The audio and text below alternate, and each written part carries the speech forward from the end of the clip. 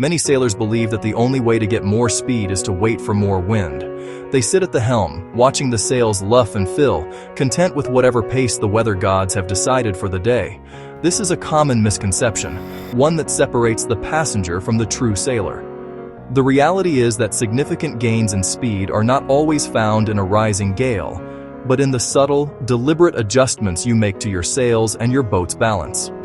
A well-trimmed boat can slip through the water with grace and purpose, adding knots to your speed over ground without a single extra gust of wind. It's a quiet magic. It is about transforming your sails from simple bags that catch the wind into efficient, powerful aerofoils that generate lift and drive your boat forward. This is not some dark art reserved for racing crews in matching uniforms. The tools are already at your disposal. The sheets, the halyards, the traveler, the outhaul. These are the instruments you will use to shape the wind itself. Understanding how to use them is the first step toward becoming a more competent and confident sailor. This guide will show you simple, practical steps to make your boat sail faster and feel better. Whether you are on a gentle day sail or a longer passage, you will learn to actively engage with it. Think of your boat as a living thing that communicates with you. It speaks through the pressure on the helm, the sound of the water rushing past the hull, and the flutter of a telltale. By learning to listen to these cues and respond with small, precise adjustments, you can coax more performance out of your rig. It is a satisfying feeling to see the log tick up a half knot, knowing it was your own skill, not a lucky puff of wind, that made the difference. This is the essence of good seamanship. This essay will break down the process into clear, manageable parts, treating the sail as the engine of your boat. Then, we will look at the key controls you have on board and how each one influences that shape. We will demystify terms like draft depth and draft position with simple examples. Finally, we will cover the importance of helm balance and provide you with a set of quick visual checks you can perform from the cockpit. The aim is not to overwhelm you with theory, but to give you practical knowledge you can use on your very next sail. At its core, a sail is not just a piece of cloth. It is a vertical wing. Just like the wing of an airplane, it works by creating a pressure difference than it does across the flatter windward side. This difference in speed creates lower pressure on the leeward side and higher pressure on the windward side. This pressure differential generates a force we call lift, which pulls the boat forward and sideways. Our job as sailors is to maximize the forward component of this force, while minimizing the less useful sideways component, which causes heeling and leeway.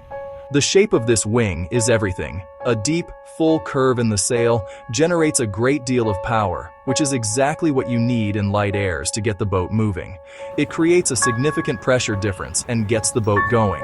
However, that same deep curve becomes a liability in stronger winds. It produces too much power, causing the boat to heel excessively, as it changes the underwater shape of the hull and increases drag. In these conditions, a flatter sail shape is far more effective. It reduces heeling force and allows the boat to slice through the water more cleanly, converting wind energy into forward motion instead of sideways push. The right shape is therefore not a fixed ideal, but a constantly changing target that depends on the wind strength and your point of sail. When you are sailing close-hauled, pointing as high into the wind as you can, you generally want a flatter sail with a fine entry to help you slice to windward. This shape reduces drag and helps you maintain momentum. When you bear away onto a reach where the wind is coming more from the side, you can afford to have a more powerful, deeper sail shape to maximize your speed. And when running downwind, the sail acts more like a parachute, so you want it as full as possible to catch the maximum amount of air. Every trim control on your boat is designed to alter this sail shape in some way. The sheets are a tool for sculpting the curve of your sails. The outhaul is a tool for sculpting the curve of your sails. The traveler is a tool for sculpting the curve of your sails. The bend in your mast is a tool for sculpting the curve of your sails. By learning how to use them, you move from being a passive passenger to an active pilot. You are no longer just holding a course. You are flying a wing. This fundamental understanding of the sail as an aerofoil is the foundation upon which all good sail trim is built, allowing you to adapt and respond to changing conditions for a faster and more comfortable passage. To master sail shape, you must first know your tools. The main sheet, the traveler, the outhaul, the backstay, which controls mass bend. Each has a distinct job. Learning how they work together is crucial. The main sheet is perhaps the most familiar. It controls the angle of the boom to the wind. Pulling it on also adds tension to the leech, the back edge of the sail. That tension prevents the top of the sail twisting open and spilling wind. Easing the main sheet lets the boom move out and the top of the sail twist. That twist is useful to depower in a gust. The traveler is the main sheet's essential partner. Its job: position the boom over the boat's center line. Upwind, you want the boom close to center line to point high. The traveler lets you do that. If wind builds and the boat heels too much, ease the traveler down to leeward. That reduces heeling force without changing sail shape, keeping the boat driving. Use the traveler for big angle and heel adjustments. Use the main sheet for fine-tuning leech tension.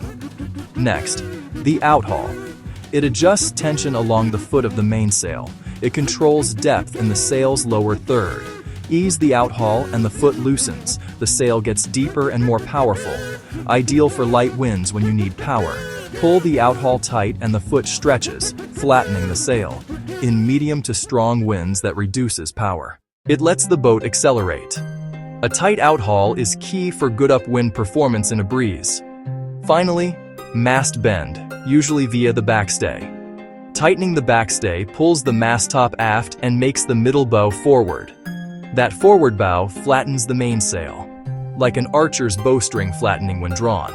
It's a powerful way to depower the main in heavy weather. Easing the backstay straightens the mast, making the mainsail fuller and more powerful for light conditions. Work these four controls together, and you'll have ultimate command of your boat's engine. Section 4. Finding the sweet spot. Draft, depth, and position. Once you understand the controls, you can begin to think about the specific shape you are trying to create. Two terms are essential here: draft depth, draft position. Draft depth refers to how deep the curve or belly of the sail is. A sail with a lot of draft is deep and powerful, like a full-cut spinnaker. A sail with very little draft is flat and less powerful, like a storm jib. As we've discussed, you want more draft depth in light winds to create power and get the boat moving. For a practical example, on a calm day, try easing the outhaul and halyard slightly. You will see the sail become fuller, and you should feel the boat accelerate as it generates more lift. Draft position refers to where the deepest part of that curve is located along a line from the mast to the leech. Is the belly of the sail near the front, the luff? Is it in the middle, or toward the back, the leech? The ideal draft position for most upwind sailing is between 35 and 45% back from the mast. If the draft is too far forward, the sail will have a very fine entry, fast but unforgiving to steer. The sail will luff or stall easily. If the draft is too far aft, it creates excessive weather helm, creating drag and slowing you down. You can control the draft position primarily with halyard tension and, to a lesser extent, the sheet. Increasing the tension on the jib or main halyard pulls the cloth tight along the luff, which moves the point of maximum draft forward.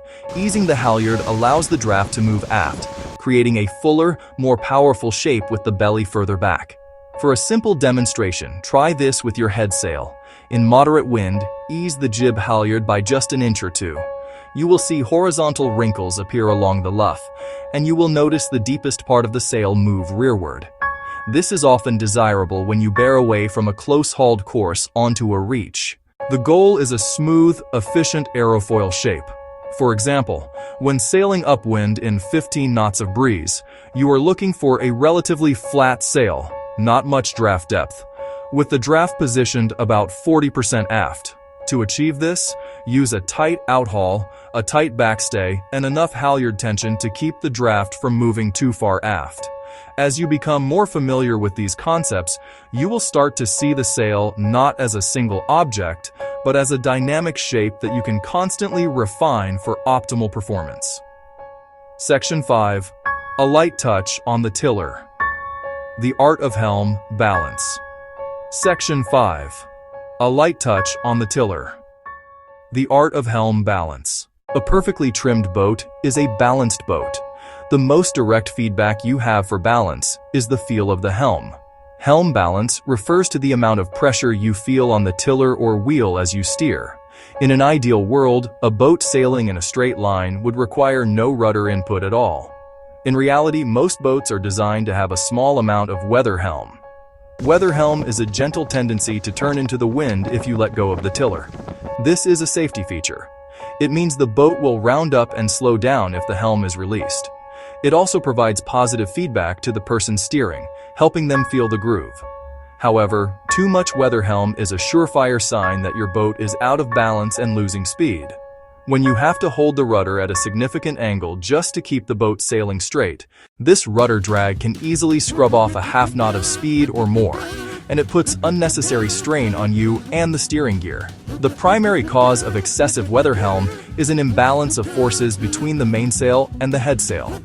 The mainsail typically overpowers the headsail, pushing the stern to leeward, causing the bow to pivot into the wind. To reduce weather helm and balance the helm, reduce the power in the mainsail, or increase the power in the headsail. The quickest fix is often to ease the main sheet a few inches or drop the traveler down the track. This spills some of the overpowering force from the mainsail, immediately lessening the pressure on the rudder, or by tightening the backstay. This reduces the sail's power and moves the center of effort forward, which helps restore balance. A flatter main is a faster main when the boat is overpowered and fighting for control. Another effective technique is to adjust the relative size and power of your sails.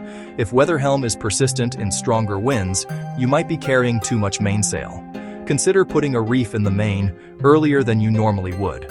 Reducing the mainsail size shifts the balance of power forward toward the headsail. This will dramatically ease the helm and often make the boat faster because it is no longer dragging its rudder sideways.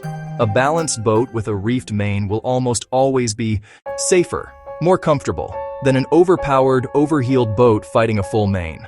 A light, responsive helm is the reward for a job well done. Section 6. The view from the deck. Quick checks for a faster boat. Becoming a good sail trimmer is about developing an eye for detail and making frequent, small adjustments. You do not need to be a naval architect to see what is going on. There are several simple visual checks you can perform from the cockpit in seconds. Making these checks a regular part of your sailing routine will keep your boat in the fast lane. The first and most important check is to look at your telltales. These small pieces of yarn or ribbon attached to your sails are your windows into the airflow. On the mainsail, the most important one is on the top batten. It should be streaming aft almost all the time. If it is hooking behind the leech or stalling, it means the top of your sail is too tight. Ease the main sheet slightly to let the leech twist open.